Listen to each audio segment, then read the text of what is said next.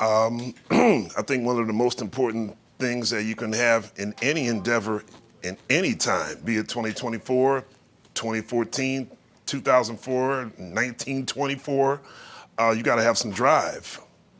You got to be fearless. You got to really want it. If you really want it, nothing will stop you.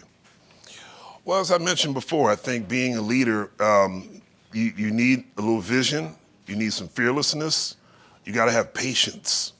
I think as human beings, we always kind of want whatever we're supposed to get, we want it now. We don't want to wait because we fear it's going to go away.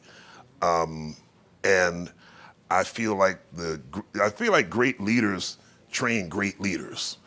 It's not enough to just simply be a band leader.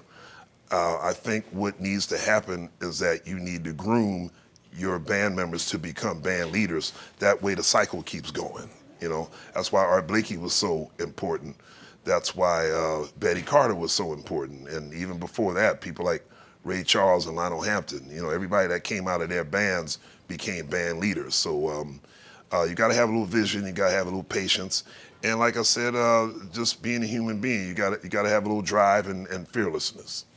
Yes, I got into jazz through my family. Both my dad, who Warren has played with before, and my great uncle are both professional bass players. So it's a family tradition.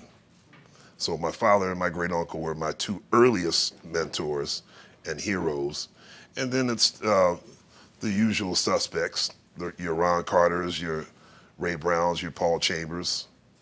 So I have the same Mount Rushmore as most other jazz bass players. Exactly. I hope you noticed how my face lit up when you said, what's it like watching Warren grow? I truly love that young man.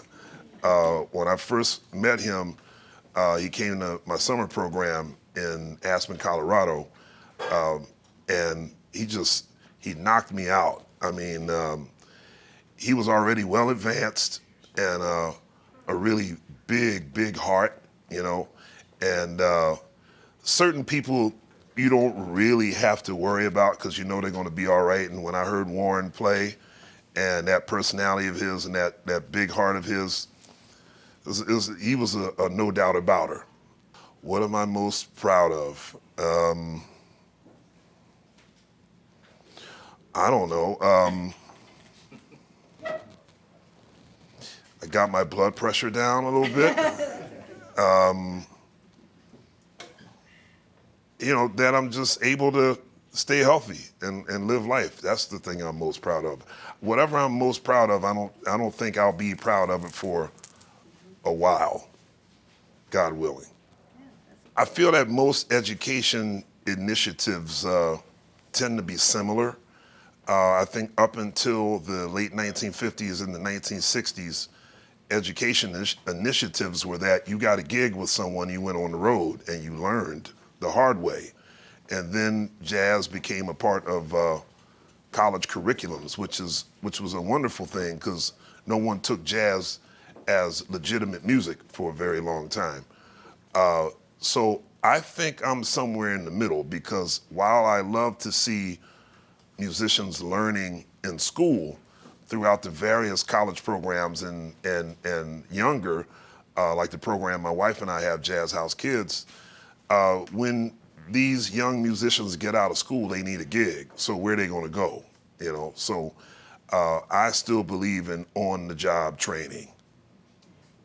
I love making young people realize what they've learned in the classroom probably won't work in real life. And if it does, you have to figure out how to make it work.